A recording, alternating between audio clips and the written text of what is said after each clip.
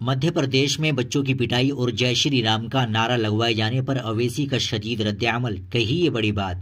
مدھیہ پردیش کے رتلام ضلع میں 3 مسلم بچوں کی پٹائی اور ان سے جے شری رام کا نعرہ لگوائے جانے کا ویڈیو سوشل میڈیا پر وائرل ہو رہا ہے۔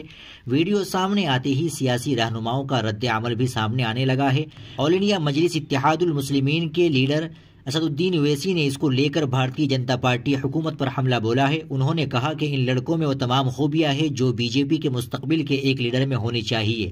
بی جے پی کے وزیر اعلیٰ یا مودی کے وزراء گل پوشی کب کریں گے؟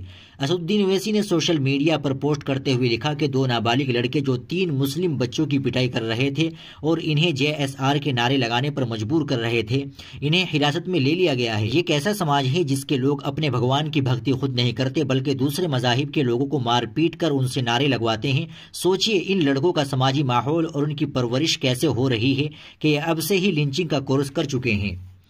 بی جے پی پر نشانہ سادھتے ہوئے اویسی نے لکھا، سوال یہ ہے کہ کیا بی جے پی کے وزیر اعلیٰ خود ان لڑکوں کی گلپوشی کریں گے یا مودی کے کسی وزیر کو بلایا جائے گا؟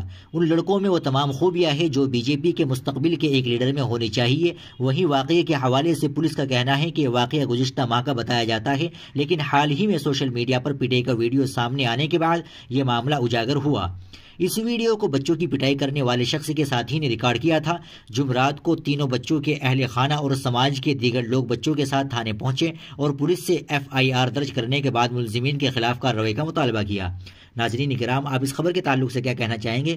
کمنٹ باکس میں ضرور بتا دیں۔ ویڈیو کو لائک اور شیئر ضرور کریں، چینل کو بھی سبسکرائب کر لیں۔